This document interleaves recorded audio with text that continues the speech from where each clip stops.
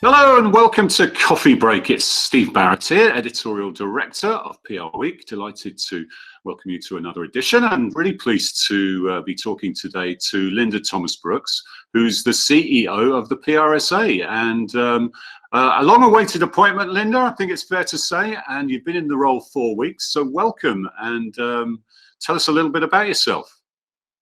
Well, thanks for having me, Steve. This is fun to talk to you and to your audience. So yeah, as you said, beginning of week 4, so really just getting my sea legs, as it were, at PRSA. My background is really sort of broadly in the communications industry. I think, interestingly, for a lot of people, I've never been a full-time PR practitioner. I have a degree in journalism. I've been a reporter. I've been in advertising and marketing through a lot of my career. I spent a lot of time in the automotive business, running a media operation for General Motors for many years. I've been in tech. I've done startups. So really sort of a very broad swath through the industry.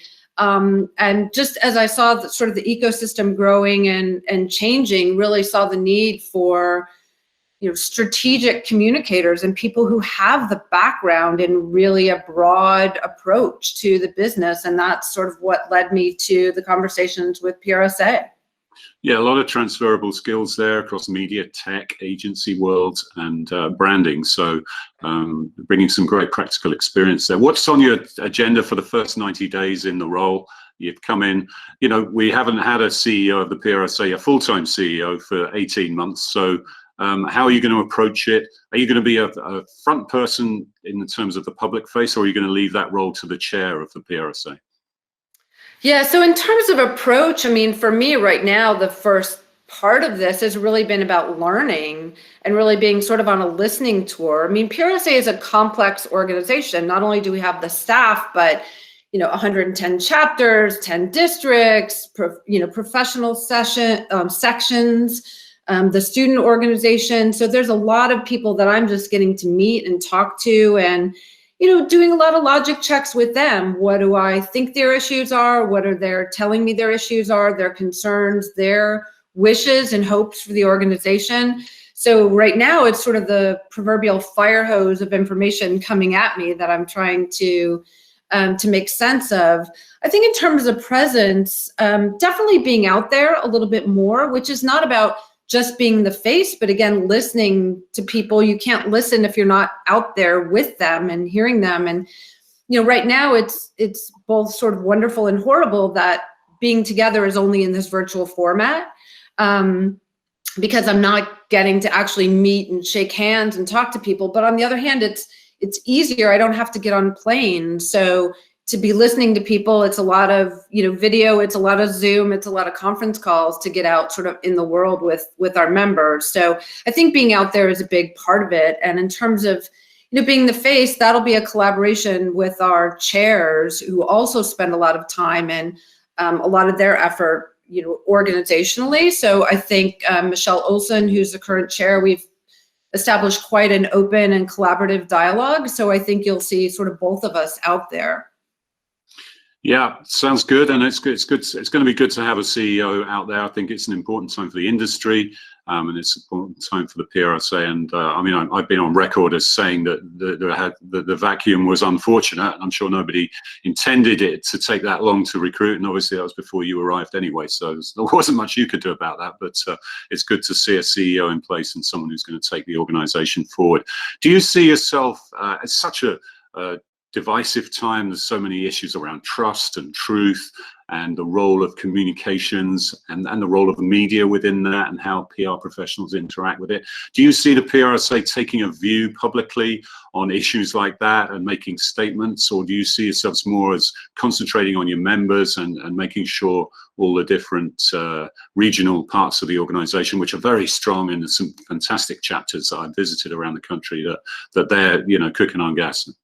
Yeah, indeed. I mean, I think it's less about making statements and more about facilitating the conversations with the members. So the whole, as you mentioned, sort of mis and disinformation and truth and the value of expertise, those are all such important issues right now. And those are all definitely important to me. Before I agreed to come on board, I had the conversation with the board of directors to say, are you willing to wade into these conversations, because they are complex and they are tricky, and often somebody feels differently about it. But I think as the voice of the industry, we need to help our members figure out the right approach, and that changes sort of day to day, right? There's all these new factors coming into play, and to their credit, they were willing to deal with the complex issues of mis and disinformation and truth and accuracy and ethical behavior.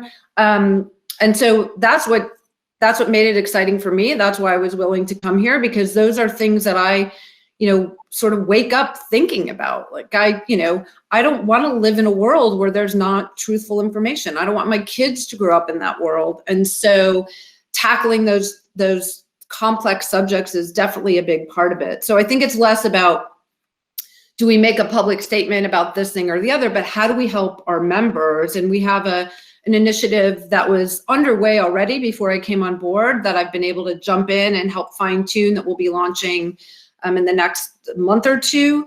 That's about giving our members the information they need. How do they deal with these things? What are best practices? What are some areas of expertise that they can tap into as they're dealing with these complex subjects in their companies or with their clients? And, I think professional communicators today need to be sort of part strategists, part ethicists, and part therapists as they're dealing with their own organizations and these complex issues. So we really want to give them the best information that we can.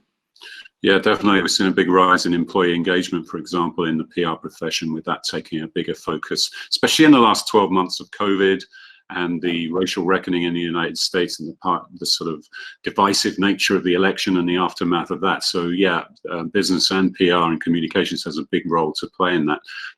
We've all spent the last year locked down. It's challenged business, it's challenged the economy. How has the PRSA fared in that, and especially in the fact that you couldn't organize your big annual meeting, for example, in a face-to-face environment, had to be virtual, like PR Week's events have gone virtual. How's the organization doing financially, and what are the challenges that the COVID era has brought with that?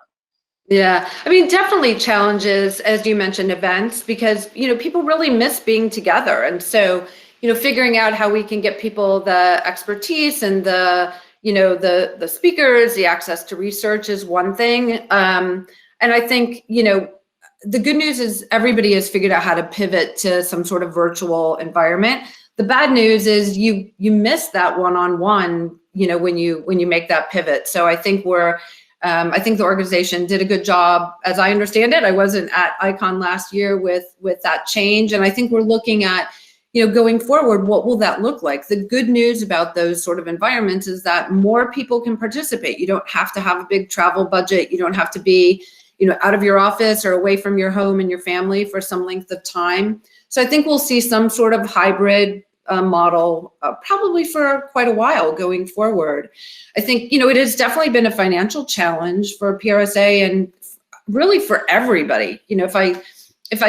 When I say it's a challenge, people kind of look at me like, yeah, right. Like unless you're, a handful of companies, Amazon and Clorox and probably a few others who, had really good numbers last year. For every other company and every organization, 2020 was a major challenge. And, for professionals who are writing a check to a membership organization, if they are unsure of their job security or if they're on the wrong side of downsizing, that's a really hard check for them to write. So, we're putting some programs in place for people who are in between jobs so that they can still benefit from the networking and the expertise and the information sharing, and hopefully we can help get them to, a new viable position.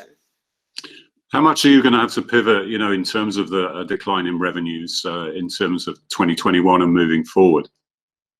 Yeah, I mean, right now I think it's all in a manageable place. And the good news is, the team was obviously paying attention to this, before I got there, which was just a few weeks ago, and had built budgets that were that accommodated all those things. And we hope, again, in helping people grow and helping people learn in new ways, that we can, recruit and go back to some, historic numbers and hopefully even grow from there. But, in the meantime, very aggressively managing, the budgets that we have right now. I mean, that's the good part about being a nonprofit, is that you don't have to, have, quarterly gains that, Wall Street appreciates. You just have to, manage the money that you have. One of the approaches that I've always taken to membership organizations is that our members should be able to think about the checks they write us, not as a payment, not as a dues payment, but as an investment, and they should get a return on that investment. So we're really focused on what are the benefits that our members get when they write us those checks, and how are we returning value to them throughout the year. And I think if we're really focused on member ROI, that'll help us grow going forward. Diversity has been a big issue in the last 12 months across business, across society. What's your strategy and your attitude to that coming into the organization, and how can you make PRSA more diverse and promote the importance of diversity throughout the whole industry? Yeah, I think what you just said at the end is so key, because anytime you're a membership organization, you're essentially a reflection of the industry that you're in. And so the PRSA challenge is partly membership and leadership, but it's partly helping the industry grow. So again, I got to sort of jump on a moving PRSA train. They were already helping launch the Diversity Action Alliance. There was a very aggressive D&I program. There's a lot of work going on with HBCUs and HSIs, so helping the student population as it comes up be more diverse. So being able to jump in on all those initiatives is really key.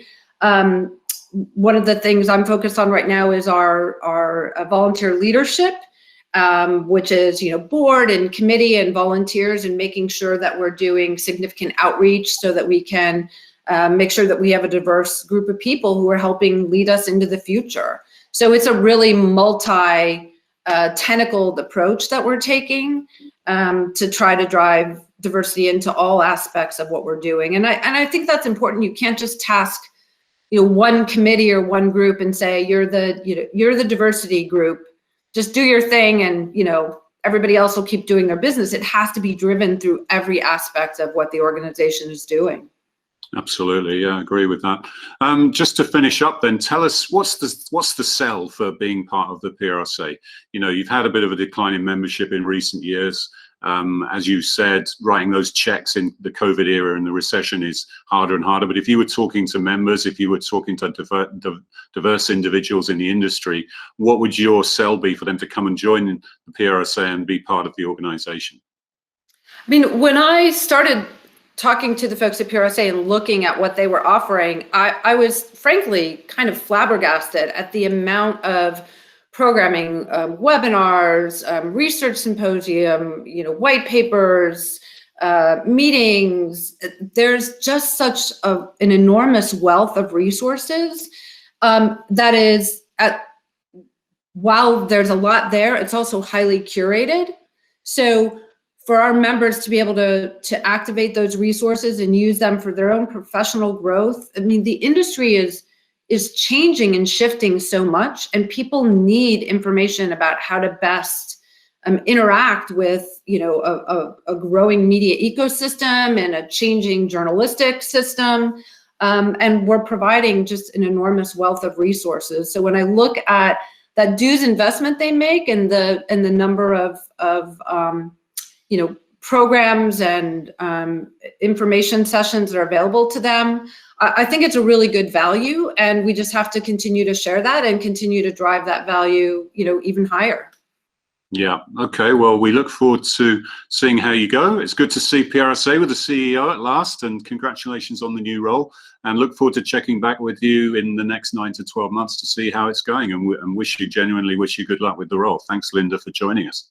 Great. Thanks, Steve, for having me.